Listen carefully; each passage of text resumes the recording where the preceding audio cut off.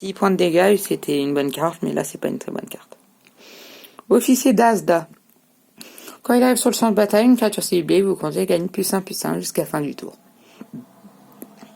Ça passe. Sans commentaire. Ça passe, c'est tout. Médaillon d'Orzhov. Donc, c'est l'une des guildes. Parce que l'agence de Ravnica, c'est des guildes. Donc, cette guilde ajoute du blanc et du noir. Donc, en l'engageant, ajouter du blanc ou du noir, voilà, parce que c'est Orzhov. Et pour 4 et en la sacrifiant, tu pioches des cartes. Cette carte, elle est pas mal, mais tu vas pas la sacrifier en général, tu vas juste utiliser son effet d'engagement qui ajoute 2 de mana. Homme à tout faire de Rakdos. Donc à chaque fois qu'il devient bloqué, donc en gros il attaque et un adversaire le bloque, comme c'est dit, infligez une blessure au joueur ou un planeswalker qui l'attaque.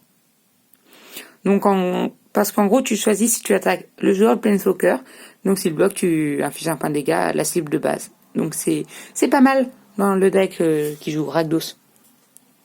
Ah, en parlant de Rakdos encore, Brûle marque, donc ça c'est le logo de Rakdos, voilà, parce qu'il y a un petit lore autour de Magic.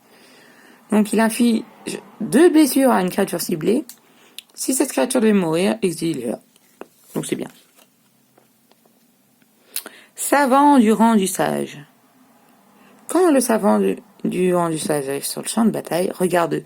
Donc là tu regardes les 2 cartes du dessus deck et là tu décides l'ordre. Si tu mets tous les 2 au-dessus, tu décides laquelle tu vas piocher en premier. Tu peux mettre les 2 en dessous, tu peux en mettre une en dessous et l'autre au-dessus. Donc très bonne carte. Les cartes qui ont le regard et tout ça, c'est très fort. Rassemblement de gobelins. Créer un nombre de jetons de créatures, un rouge gobelin, donc là c'est l'exemple parfait d'une carte aggro, égal à 2 plus le nombre de cartes appelées rassemblement de gobelins dans le cimetière. Donc en gros t'en joues 3 ou 4.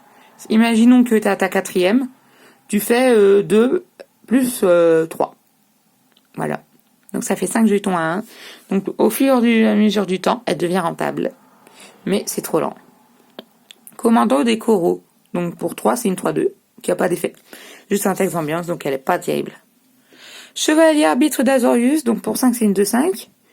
On peut dire que ça pue la merde, mais elle a la vigilance.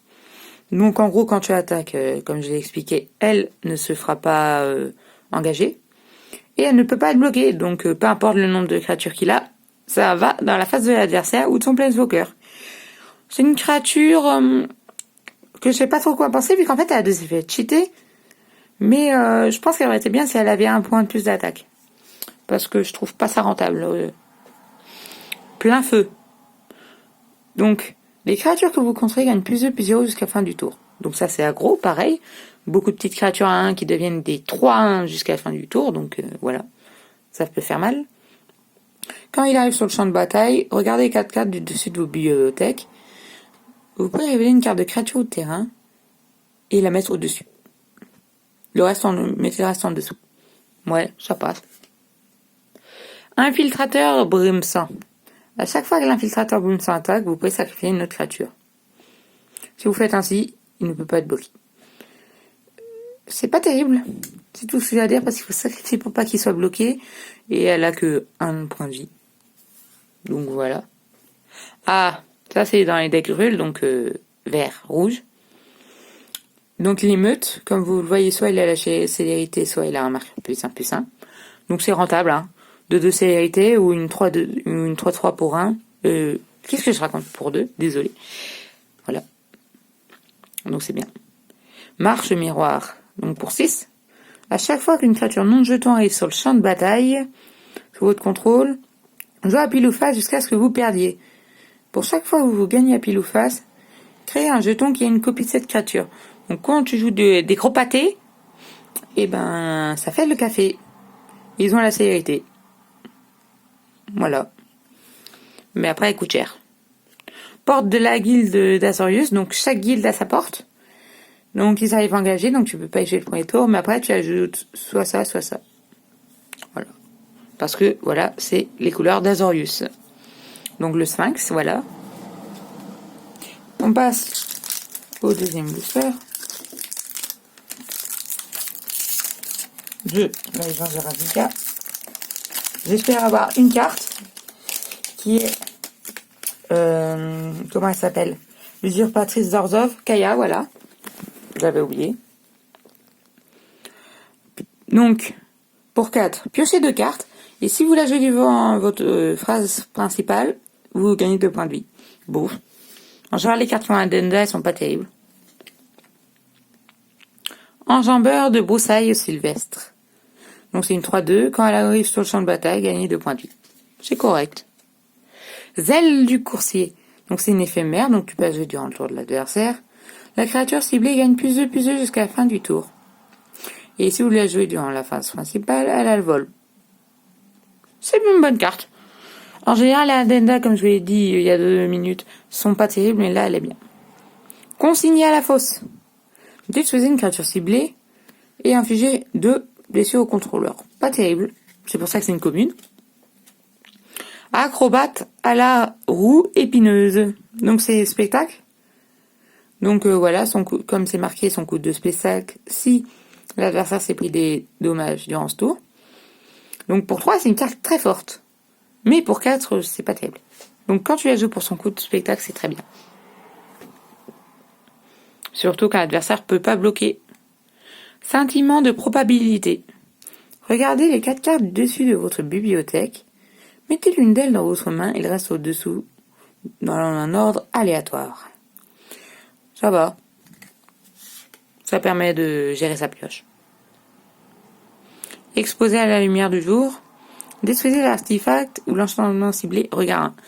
Maintenant, c'est fort de détruire les enchantements, donc c'est une bonne carte. Mais je suis sûre, quand c'est sorti, c'était pas très bon. Donc encore un chevalier arbitre. Crocodile des catacombes. Donc c'est une 3-7. Donc elle a des stats normales. Dernier paiement. Ça, c'est bien quand t'as fatalité prédite. Et quand tu as une nouvelle carte qui est sortie dans tes roses qui s'appelle Bénédiction traîtresse. Ouais, voilà, bénédiction traîtresse. Donc en tant que coût supplémentaire, paye 5 points de vie ou sacrifie une créature ou un enchantement de toucher la créature ciblée. Donc quand tu as une bénédiction traîtresse, tu sacrifies ta bénédiction traîtresse pour pas perdre trop de points de vie au fil du temps. Et voilà. Et du coup, ça fait le café et c'est rentable. Mais sinon, à part dans ce deck, c'est pas rentable. Ralliement au combat. Les créatures que vous contrôlez gagnent +1/+3 jusqu'à la fin du tour, dégagez-les. Donc en gros, tu déclares une attaque, l'adversaire décide des bloqueurs, hop, pouf, tu joues cette carte, il gagne +1/+3, donc il aura beaucoup de mal à etcher. Et en plus, c'est comme s'ils avaient eu la vigilance pour ce tour, parce que du coup, elles sont plus engagées. Ah, ingénieur de la spirale. Ça, c'est bien dans les decks qui jouent proliférer, parce que le bleu-vert, c'est ce qu'il prolifère le plus. Voilà. Donc quand tu l'engages, ça ajoute un vert et un bleu. Donc c'est une carte très forte, même si elle coûte 3, ça devient rentable au bout de 2 tours sur le terrain. Le sphinge. Il a le vol et la vigilance. Voilà, donc déjà c'est pas mal. Hein. Et les sorts que vos adversaires lancent qui ciblent cette carte coûtent 2 de plus à lancer. Donc imaginons il veut cibler cette carte pour la détruire. Hop, et au lieu de coûter, je sais pas, imaginons qu'il a... comme on a vu la salutation de Jaya, au lieu de coûter 2, elle coûtera 4. Donc c'est une bonne carte. Le familier du biomancin, donc les capacités activées des créatures que vous contrôlez coûtent 2 de moins à activer. Ça c'est bonne carte avec les decks proliférés, parce que en fait c'est des cartes qui de base, en fait dans les proliférés tu joues des cartes qui ont adaptation, donc qui ont des marqueurs +1/+1 tant qu'ils n'en ont pas. Et du coup ça fait coûter 2 de moins à utiliser les capacités. Et en plus avec les amassés, c'est très fort. Voilà. Donc là on a la porte de la guilde. Voilà. Une petite porte. Et un jeton créature centaure. Voilà. Donc dernier booster avant de finir cette vidéo. Tout de suite après je vais en tourner une autre. Parce que voilà, j'ai pas eu que ça.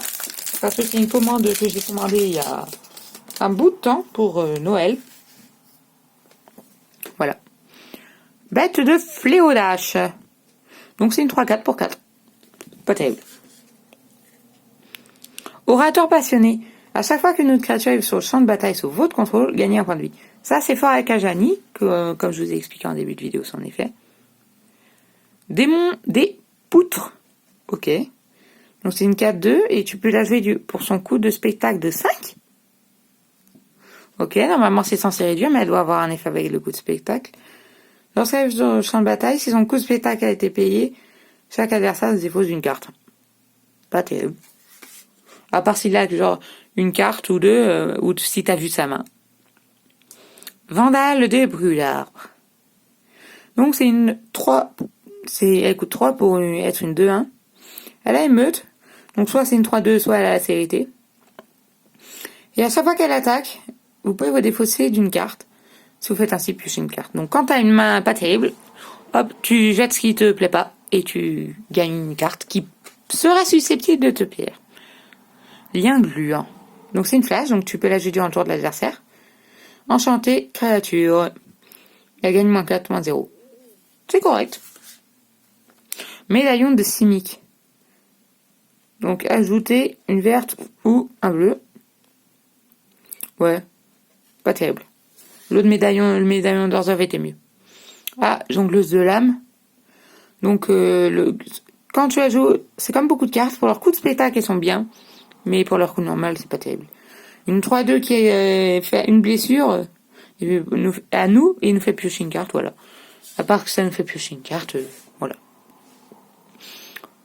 Donc ça c'est le même que celui de Simic, donc c'est pareil, même avis. Annonciateur de froid. Donc 3-3 vol. Quand elle est sur le champ de bataille, engagez une créature qu'un adversaire contrôle, elle ne se dégage pas pendant la prochaine étape. Ça va, ça tempo. Ah, héritage mal acquis. Sur MTG Arena, j'en ai bavé de cette carte. Avec Corbeau, avec Vengeance du Corbeau, c'est très fort parce que du coup, Vengeance du Corbeau, quand un adversaire attaque, en gros pour chaque créature qui attaque, l'adversaire perd 1, tu gagnes 1. Et là, au début de votre tour de soutien, cette carte inflige un blessure à chaque adversaire et vous gagnez un point de vie. Donc c'est très fort. Et pour 6, tu peux sacrifier cette carte, infliger 4 blessures à un adversaire et gagner 4 points de vie. Très bonne carte. Même si c'est plus une carte pour les decks midrange, donc les decks qui sont sur la durée. Sphinx du Pacte des Guildes. Donc cette carte est de toutes les couleurs. Donc c'est une noire, c'est une rouge, c'est une verte. Je vais pas dire les deux autres couleurs. Elle a le vol. La défense Ace Manic contre le monochrome. Donc ceux qui ont ça, je crois. Non, c'est une couleur. Donc c'est bien. Mais ça coûte trop cher. Celle-là, c'est une carte très importante dans le deck Rakdos. Parce que comme vous le voyez, elle peut avoir le contact mortel jusqu'à la fin du tour en 1. En plus, avec son coup de spectacle, elle coûte 1 de moins à lancer. Et en plus, là, tu peux faire qu'elle inflige 4 si l'adversaire ne bloque pas. Donc, c'est très fort. Ceratok enragé. Ok. Donc, il ne peut pas être bloqué par une créature de force. Donc, d'attaque inférieure ou égale à 2. C'est pas mal. C'est une bonne carte. Elle a de bonnes stats et son effet, pas le plus ouf, mais c'est un effet correct quand même. Donc, Flamplificateur. Waouh, quel beau jeu de mots. Donc c'est une 1-1. Au début de votre entretien, révélez les cartes du dessus de votre deck jusqu'à ce que vous révélez une carte de créature. Jusqu'à votre prochain tour, la force de base de cette carte devient égale au double de la force de cette carte et son nom... Hein? Je crois que j'ai relu. Ah non, et son endurance de base devient égal au double de l'endurance de cette carte. Je comprends pas la carte. Juste, je la comprends pas. Peut-être que je la trouverai forte quand je la comprendrai. Voilà. Donc la porte de la guilde d'Orzhov et le petit jeton pour l'au-delà. Bon ben voilà. Pour terminer, on fait un lot de rare que j'ai commandé également sur Parkage pour 3,50€. Attendez, là je sais que c'est noir mais voilà. C'est pour voilà, le temps que je prenne les cartes. Donc l'intervention des rébauches, je vous laisse lire la carte. Voilà. Elle est pas terrible, hein, parce qu'elle coûte un peu cher. Actos l'épargné, donc ça c'est un Achille, c'est Achille, parce que voilà, c'est basé sur la mythologie grecque, l'extension de Théros. Au moment où Actos arrive sur le champ de bataille, Choisissez 2, 3 ou 4 au hasard. Donc à la protection contre ça. Alors, Dalacdos, ajoutez 2 incolores. Ok, cette carte n'a pas l'air terrible. Ouais, elle est pas terrible. Celle-là, elle est très bien, par contre. Parce qu'il est à l'indestructible et quand il meurt, tu peux la rééquiper pour 2 et l'autre à l'indestructible. Par contre, c'est elle qui perd les effets en plus, c'est même pas les autres. C'est ça. Et cette carte aussi, elle est super forte. C'est une des meilleures rares du jeu. Enfin, de l'extension. Je dis n'importe quoi. Donc, je vous laisse la lire. Voilà, je vous laisse mettre pause. Voilà. L'ami Brison, je vous laisse mettre pause parce que là, je dois me dépêcher un peu parce que mon téléphone n'a pas une mémoire extensible. Voilà. Alors, Taranika. Donc ça, c'est une carte en anglais parce que, voilà. Les autres sont en français, mais c'est parce que, voilà, elle a la vigilance. Ça, c'est en français. Donc, quand elle attaque, tu détapes. Donc, en gros, tu désengages une créature ciblée que tu contrôles. Et à la fin du tour, une créature a une base puissance de 4. Oui.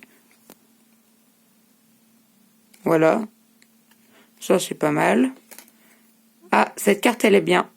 Je vous laisse mettre pause, évidemment. Voilà. Ouais, celle-là, elle est pas mal plus. Bon, ben voilà. On a eu pas mal de bonnes cartes, hein, mais surtout ce Gideon. Donc, je vous dis à plus. Et on s'ouvrira les 3 petits paquets que vous voyez ça dans une prochaine vidéo. Je vous dis à plus.